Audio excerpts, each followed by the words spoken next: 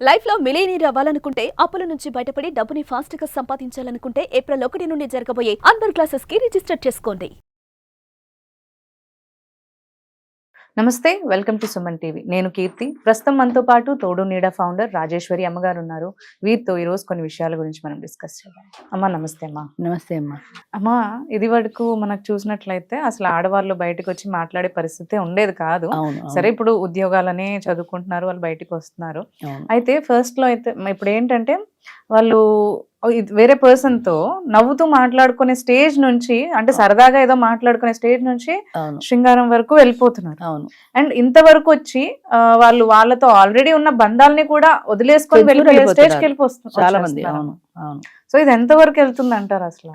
ఇది ఏంటంటే అమ్మా, ప్రతి మనిషికి ఒక కొత్తదనం కావాలి. ఇది వరకు కూడా చెప్పాను. ఇది అది ఒక ఈ హోటల్లో తిన్నాము, వేరే హోటల్లో తిందాము, ఈ సినిమా కాదు ఇంకో సినిమా చూద్దాము, ఈ చీర ఈ కలర్ కట్టాం కదా వేరే కలర్ కొందాము అనే ఈ చిన్న చిన్న విషయాలకి కొత్తతనం ఎలా అనుకుంటున్నామో అది ఫ్యామిలీ దాకా పాకింది. ఎప్పుడు ఈ మొగుడైనా ఎప్పుడు ఈ పెళ్ళామైనా మనకి కొత్త కావాలి. లేదా ఇంకొకటి ఏంటంటే ఫ్యామిలీ రిలేషన్ ఉన్న తర్వాత కొన్ని బంధాలు అనుబంధాలే కాకుండా కొన్ని మనకి ఎగ్నెస్ట్గా కూడా ఉంటాయి. ఏ చీర కొనుక్కుంటారంటే మొన్నగా కొనుక్కున్నాం ఎందుకు వద్దులే అంటాడు వాళ్ళ ఆయన. అది కోపం వస్తుంది. అది ఏ ఫ్రెండ్ తోటో ఏ బాయ్ ఫ్రెండ్ దగ్గర పంచుకుంది అనుకో, లేదా మూడిగా ఉన్నావు ఏంటని అడిగితే అయ్యో మీ ఆయన వద్దన్నాడరా నేను కొనిస్తానులే అంటాడు. అంతే టప్పని పడిపోతుంది. అంతేగాని వాడు అవసరం కోసం వాడు కొని నీతో ఏ అవసరం లేకుండా ఎవడిస్తాడు ఊరికే చెప్పు. ఆ తర్వాత నిన్ను ఏదో ప్రేమ పెడతాడు, నేను వాడుకుంటాడు. అదెందుకు అర్థం చేసుకోవు? ఆ యాంగిల్లో చూస్తే ఒక్క ఆడది కూడా దగ్గరికి వెళ్ళదమ్మా. ఆ యాంగిల్లో వాళ్ళు చూడటం లేదు. ఒక్కడు ప్రేమగా పలకరిస్తే పడిపోతున్నారు, కానీ వీడు నాతో ఎందుకు ప్రేమగా పలకరిస్తున్నాడు, వాడు నా మనసులో వేరే భావం ఏం లేదంటాడు. అసలు వాడు మనసు అనేది తగలబడితే కదా అనకూడదు. కానీ మనసు అనేది ఉంటే నోటితో వచ్చే మాటకి మనసులో ఉండే మాటకి సంబంధమే లేకుండా వాడు అవసరం తీర్చుకోవడం కోసం గడుపుతాడు. టప్పని పడిపోతావు అంతే. వాడు చీర కొనిచ్చాడు, వాడు హోటల్కి తీసుకెళ్ళాడు, ఈ దిక్కుమాల మొగుడు ఏం తీసుకెళ్ళాడు, వీడేమో జమా ఖర్చులు లెక్కేసుకుంటూ కూర్చుంటాడు. వాడు లావిష్గా ఖర్చు పెడతాడు. ఎందుకని? నిన్ను ట్రాప్లో పడేయాలి కదా. పడేయడం కోసం లావిష్గా ఖర్చు పెడతాడు, నీకు గిఫ్ట్లు ఇస్తాడు. అవన్నీ మనసుకి సంతోషాన్ని కలిగిస్తాయి. అంతేగాని పరపురుషుడు నాకు ఇలా ఇస్తున్నాడు అది తప్పన్న భావన పోయింది మనసులో. నాకు వాడు చక్కగా గిఫ్ట్లు ఇస్తాడు, మా ఆయన తీసుకెళ్ళమంటే తీసుకెళ్ళడు, వాడు హోటల్కి తీసుకెళ్తాడు, వాడు నాకు గిఫ్ట్లు కొంటాడు, నాకు శారీ కొన్నాడు అని అలా ఇచ్చేవాడు పట్ల మనకి తెలియకుండానే ఒక ఆకర్షణకి లోనవుతాం. ఆడదానిలో ఉండే ప్రధానమైన బలహీనత అది. ఎప్పుడైతే నువ్వు ఆకర్షణకి లోనయ్యావో దాన్ని అవకాశంగా తీసుకుని వాడి పబ్బం వాడు గడుపుకుంటాడు, వాడి సరదా వాడు తీర్చుకుంటాడు.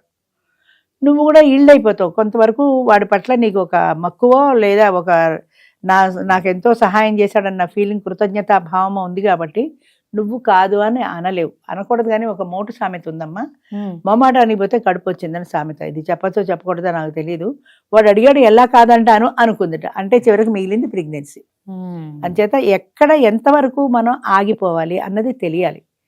ఇప్పుడు ఏంటంటే ఆడమగ చదువుకోవడాలు ఉద్యోగాలు చేయడం వచ్చిన తర్వాత స్త్రీ పురుషులు కలిసి ఇప్పుడు ఒక టీం వర్క్ ఉంటుంది. ఆ టీం వర్క్ లో స్త్రీ పురుషులు కలిసి పనిచేస్తారు.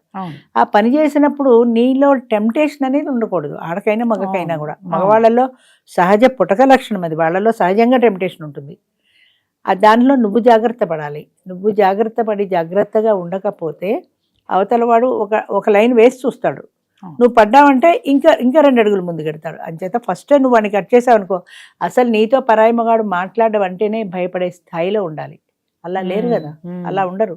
స్నేహం అంటారు, ఏ ఇద్దరు ఆడాళ్ళ మధ్య స్నేహం పనికిరాదా? ఆడామగ స్నేహమే కావాలా?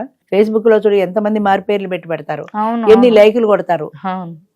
ఒకసారి మా చుట్టాల్లోనే ఎవరో ఆయన ఏదో మారుపేరు పెట్టి ఆడపేరు పెట్టి ఏదో కవితలో ఏవో రాస్తుండేవాడు, పత్రిక దేనికో. అవి చూసి ఒక వీరాభిమాని ఆనందపడిపోయి పెళ్లి చేసుకుందామని అడ్రస్ ఎత్తుకుంటూ ఇంటికి వచ్చేసాడు. పద్మగారు ఉన్నారా అండి? పద్మ అన్నవాడు మొగాడు. అయ్యో, తెలియదు ఆయనకి. పద్మ అంటే ఆడపిల్ల అనుకున్నాడు. సరే వాళ్ళ నాన్న ఉండు పిలుస్తారు ఉండని వాడిని కూర్చోమని, పద్మ నీకోసం ఎవరో వచ్చారంటే వాడు గడ్డం గీక్కుంటూ వచ్చాడు. వాడు తీరా చూస్తే వీడు మీరా అంటే అవును నేనే, పద్మ పేరుతో కలం పేరుతో రాస్తున్నా అంటే. పేరు చూడంగానే ఆడదే అనగానే నీకు టెంప్టేషన్ ఎందుకు రావాలి అసలు? నీ కవిత బాగుంది, మెచ్చుకో, బాగుంది, అంతవరకే. అక్కడితో ఎందుకు ఆగటం లేదు? పద్మని కలవాలి, పద్మని పెళ్లి చేసుకోవాలి, పద్మతో మాట్లాడాలి. ఈ టెంప్టేషన్ లిమిట్ లేకుండా అన్లిమిటెడ్గా అయిపోతుంది. అక్కడే కంట్రోల్ ఉన్నట్టయితే ఇంత విచ్చలవిడి శృంగారానికి వెళ్ళరు కదా జనం. అవును. అందుకని 2 మాటలు మాట్లాడితే పడిపోవడం, వాడు వెనకాల పరిగెత్తడం, వాడు వెంట వెళ్ళడం, వాడేదో మొన్న సినిమాలో చెప్పినట్టు చిరంజీవి సినిమాలో లాగా వాడు కత్తెట్టి రక్తాక్షరాలతో ఉత్తరాలు, ఇప్పుడు లేవు అవి. ఒకప్పుడు రక్తాక్షరాలతో ఉత్తరాలు కూడా ఉండేవి. అంచేత ఆ ఉత్తరాలు చూసి పడిపోవడం, రక్తంతో రాశాడు తెలుసా, నా కోసం రక్తంతో రాశాడు తెలుసా అని ఫీల్ అయిపోవడాలు వస్తాయి అంతే. అంచేత మనసు అనేది కంట్రోల్లో ఉండాలమ్మా, ఎవరికైనా సరే మనసు అనేది కంట్రోల్లో ఉండాలి. దానికి తప్పు ఒప్పు విచక్షణ తెలియాలి. ఒకవేళ టెంప్టేషన్ వస్తే నిన్ను నువ్వు కంట్రోల్ చేసుకోగలిగిన ఆత్మ నిగ్రహం నీకు ఉండాలి. ఒకప్పుడు ఉండేది అది, ఇది తప్పు ఇది చేయకూడదు అంటే అలా ఆగిపోయేవాళ్ళు అంతే. ఇప్పుడు నిగ్రహం లేదు, పాడు లేదు, దాన్ని తొంగలో తొక్కేశారు. నా మానసికమైన ఆనందం, నాకు వాడు గిఫ్ట్ ఇస్తే ఆనందం, వాడు బయటికి తీసుకెళ్తే ఆనందం, నాకు చేరుకుంటే ఆనందం. ఈ ఆనందం కోసమని, తాత్కాలికమైన ఆనందం కోసమని శాశ్వతమైన బంధాన్ని తెంచుకోవడానికి కూడా ఇష్టపడ్డాను. ఇలా పిల్లలు వదిలేసి వెళ్ళిపోతున్నారంటే పిల్లల్ని చంపేసిన వాళ్ళు ఎంతమంది లేరు, చంపేసిన వాళ్ళు కూడా. కడుపు కూడా వాడు చూశాడు, వాడికి తెలిసిపోయింది, 3 చెప్తాడనే భయంతో కన్న పిల్లల్ని చంపేస్తారు. అది తెల్ల అనిపిస్తుంది నిజంగా. మళ్ళీ అడ్డుంటున్నారని ఆ ప్రేమించిన వాడితో కలిసి వీళ్ళని చంపేయటం, అంత ఘోరంగా తయారైపోయారు. దీనికి అంతటికీ కారణం ఏంటంటే నీ మైండ్ మీద నీకు కంట్రోల్ లేకపోవటం. నీ మైండ్ మీద నీకు కంట్రోల్ ఉంటే వాడితో నువ్వు స్నేహానికే వెళ్ళవు కదా. వాడు నన్ను ప్రేమించానన్నాడు, దిక్కుమాలి ప్రేమ. ఏం ప్రేమమ్మా, ఎందుకు ఉంటుంది అసలు? ఇంకొకరికి నీ మీద ప్రేమ ఎందుకు ఉంటుంది? వాడు 2 కబుర్లు చెప్పాడని నువ్వు వెళ్ళిపోవడమే తప్ప, ఆ తర్వాత వాడు అవసరం నెలకో 2 నెలకో తీరిపోయాక నిన్ను చెప్పా పట్టుకొని వదిలేసి వెళ్ళిపోతాడు. అప్పుడు ఏమైపోతావు, నీ జీవితం ఏమైపోతుంది? అది ఆలోచించుకోరు. అంటే అది శాశ్వతమైన ఆనందాన్ని చూసుకోరు. టెంపరీగా ఇవాళ నన్ను హోటల్కి తీసుకెళ్ళా లేదా, ఇవాళ నాకు చేరుకున్నాడా లేదా, ఇవాళ ఇచ్చాడా లేదా, రాత్రి 12 గంటలకి నాకు ఫోన్ చేసి బర్త్డే విషెస్ చెప్పాడు తెలుసా, 12ంటికి ఫోన్ చేశాడు. నిజమే, వాడికి నిద్రట్లేదు, ఫోన్ చేశాడు. నీ పక్కన ఉన్న మొగుడు రోజు చెయ్యడు, వాడు కనీసం విషెస్ కూడా చెప్పడు. కరెక్టే, కానీ అది శాశ్వతమైంది కాదు అని ఎందుకు అర్థం కాదు? చెప్పినా చెప్పకపోయినా 3 అనేవాడు వీడు. రేపొద్దున ఏదైనా తేడా వస్తే బరువు బాధ్యతలు వాడు పడతాడు, వీడు పడ్డు కదా.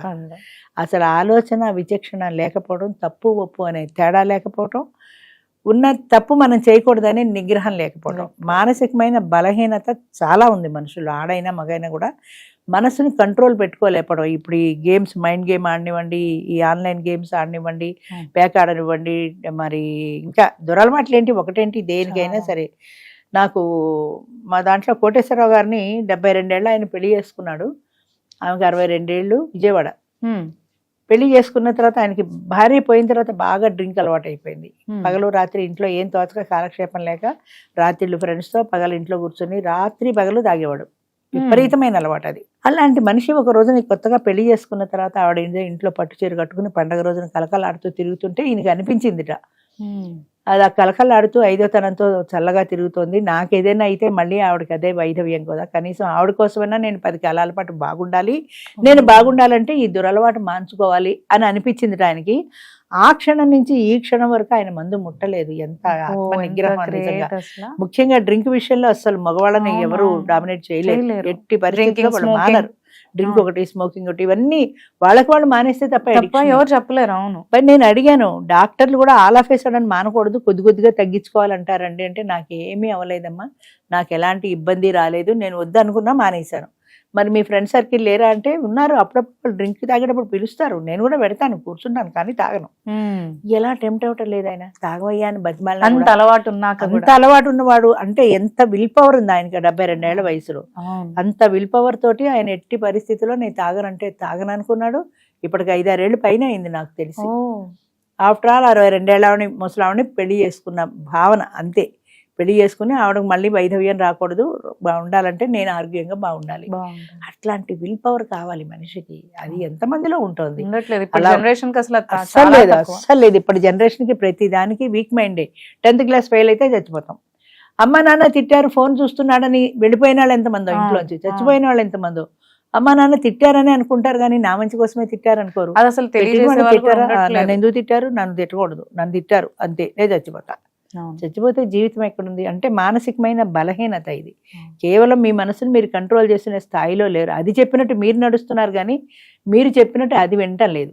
అంచేత మీ మనసు మీరు చెప్పినట్టు వినాలి కానీ మీరు ఈళ్ళైపోయి అది చెప్పినట్టు వినకూడదు. అది తెలియాలి. నా మనసు మీద నాకు నిగ్రహం ఉండాలి. అలా ఉంటేనే నేను ముందుకు వెళ్ళగలుగుతాను. లేదంటే ఏదో ఒక రోజున ఇలాంటి వాటిల్లో ఎడిక్ట్ అయిపోతాను, ఓడిపోతాను. జీవితంలో ఓడిపోకూడదనే స్ట్రాంగ్ విల్ పవర్ ఉండాలమ్మా. ఎవ్వరికి నేను ఈల్డ్ కాను, ఎవ్వరికి నేను లొంగిపోను అనే విల్ పవర్ ఉంటే జీవితంలో ఇది కాకపోతే దేనికైనా ముందుకెళ్ళగలుగుతారు. అది లేనాడు ఇలా ఎడిక్ట్ అయిపోతే కొంతమంది ప్యాకెట్కి అడిక్షన్, కొంతమంది సిగరెట్కి అడిక్షన్, కొంతమంది డ్రింక్కి అడిక్షన్, కొంతమంది ఇంకా పబ్బులకు బార్లకు ఎడిక్షన్, ఇవన్నీ అంతే. అంచేత ఎడిక్షన్ అనేది లేకుండా ఆత్మ నిగ్రహం అనేది చాలా ప్రధానం. అది లేని నాడు ఇలాగే దేనికో దానికి ఏదో ఒక కారణంతో ఎడిక్ట్ అయిపోతారు. చాలా బాగా చెప్తారు. థ్యాంక్ యూ అమ్మా, థ్యాంక్ యూ.